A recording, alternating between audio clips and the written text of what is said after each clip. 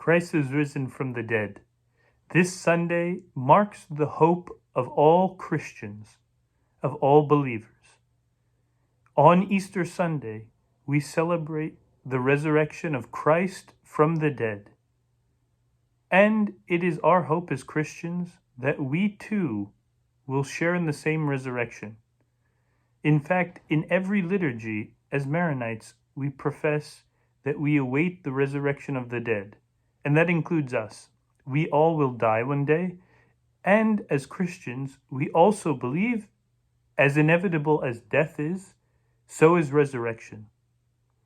Christ came to suffer and die for us, but he himself is life. He is the author of life. He created life in the beginning, and so life cannot be removed from him. So when he went down to the dead, and he did truly die, he too remained living because he's God. He's immortal. And so he raised the dead from Sheol, the place of the dead. He raised them up. And we know this because we see in Scripture, when he died, the earth shook and the tombs opened.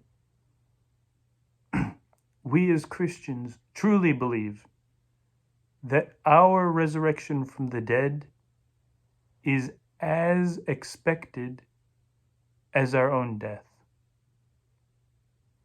Christ is the first victor over death. He went down to death and destroyed death and Satan's power for those who believe in him.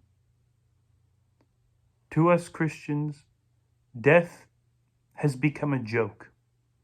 And in our very beautiful ancient prayers for Easter Sunday, we quote actually the Psalms, and we say, Jesus arose from the dead like a man shaking off wine. Christ's resurrection from the dead made death as inconsequential as waking up from having drank wine.